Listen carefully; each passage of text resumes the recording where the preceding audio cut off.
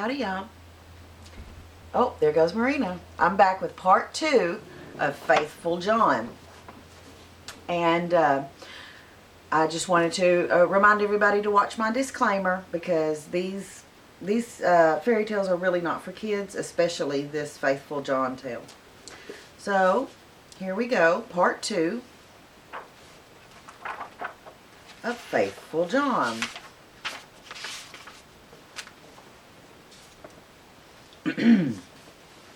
Where we left off, the maiden had just decided to go and see the ship full of golden things. Then Faithful John led her to the ship joyfully, and the king, when he saw that her beauty was even greater than the picture had set forth, felt his heart leap at the sight. Then she climbed into the ship, and the king received her. Faithful John stayed by the steersman, and he gave orders for the ship to push off, saying, "Spread all sail, that she may fly like a bird in the air." So the king showed her all the golden things, each separately: the dishes, the bowls, the birds, the wild creatures, and the wonderful beasts. Many hours were passed in looking at them all, and in her pleasure the princess never noticed that the ship was moving onwards. And when she had examined the last, she thanked the merchant and prepared to return home. But when she came to the ship's side, she saw that they were on the high seas, far from land, and speeding on under full sail. "Ah," she cried, full of terror, "I am betrayed and carried off by this merchant. Oh, that I had died rather than fallen into his power."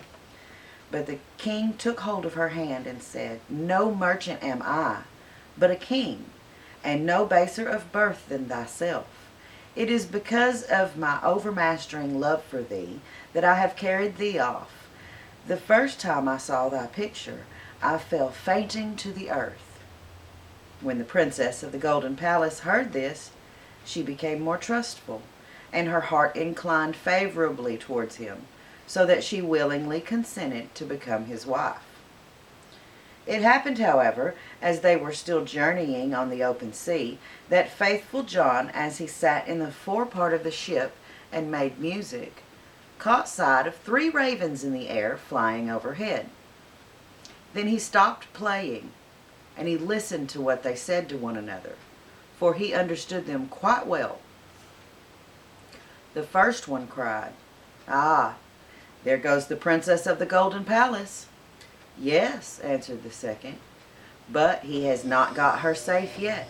And the third said, "He has got her, though. She sits beside him in the ship." And the first one spoke again, "What does that avail him? When they come on land, a fox-red horse will spring towards them. Then the king will try to mount him, and if he does, the horse will rise with him into the air, so that he will never see his bride again." The second raven asked, "Is there no remedy?" "Oh, yes.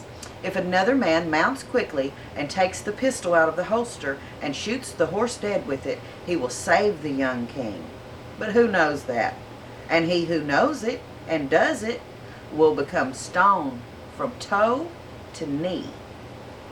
And then said the second, "I know further, that if the horse should be killed, the young king will not even then be sure of his bride.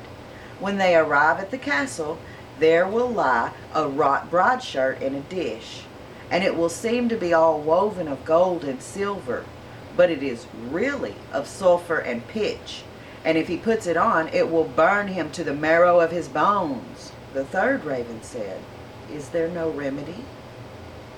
"Oh, yes," answered the second. "If another man with gloves on picks up the shirt and throws it into the fire so that it is consumed, then is the young king delivered. But what avails that? He who knows it and does it will be turned into stone from his heart to his knee." And then spoke the third, "I know yet more, that even when the bride shirt is burnt up, the king is not sure of his bride. When, at the wedding, the dance begins, and the young queen dances, she will suddenly grow pale and fall to the earth as if she were dead. and unless someone lifts her up and takes 3 drops of blood from her right breast, she will die. But he that knows this and does it will become stone from the crown of his head to the sole of his foot." When the ravens had spoken thus among themselves, they flew away. Faithful John had understood it all, and from that time he remained quiet and sad. For he thought to himself that, were he to conceal what he had heard from his master, misfortune would befall, and were he to discover it, his own life would be sacrificed. At last, however, he said within himself, "I will save my master, though I myself should perish." So when they came to land, it happened just as the ravens had foretold. There sprang forward a splendid fox-red horse. "Come on," said the king, "he shall carry me to the castle," and was going to mount, when Faithful John passed before him and mounted quickly and drew the pistol out of his holster and shot the horse dead. Then the other servants of the king cried out, for they did not wish well to Faithful John, "How shameful to kill that beautiful animal that was to have carried the king to the castle." But the king said, "Hold your tongues, and let him be. He is my Faithful John, and he knows the good of it." Then they went up to the castle, and there stood in the hall a dish, and in the dish the wrought bride shirt that lay on it, as if of gold and silver. The young king went up to it and was going to put it on, but Faithful John pushed him away, picked it up with his gloved hands, and threw it quickly upon the fire, and there let it burn. The other servants began grumbling again and said, "Look, he is even burning up the king's bridal shirt." But the young king said, "Who knows but there may be a good reason for it? Let him be. He is my Faithful John." Then the wedding feast was held, and the bride led the dance. Faithful John watched her carefully, and all at once she grew pale and fell down as if she were dead. Then he quickly went to her and carried her into a chamber that was by, and laid her down, and kneeling, took 3 drops of blood from her right breast. Immediately she drew breath again and raised herself up. But the young king, witnessing all, and not knowing why Faithful John had done this thing, grew very angry and cried out, "Throw him in prison!" The next morning Faithful John was condemned to death and led to the gallows. And as he stood there ready to suffer, he said, He who is about to die is permitted to speak once before his end. May I claim this right?" "Yes," answered the king, "it is granted to you." Then said Faithful John, "I have been condemned unjustly, for I have always been faithful." And he related how he had heard on the sea voyage the talk of the ravens, and how he had done everything in order to save his master. Then cried the king, "Oh, my Faithful John, pardon, pardon! Lead him down." But Faithful John, as he spoke the last words, fell lifeless and became stone. The king and queen had great grief because of this, and the king said, "Ah, how could I have evil rewarded such faithfulness?" And he caused the stone image to be lifted up, and to be stood in his sleeping room by the side of his bed.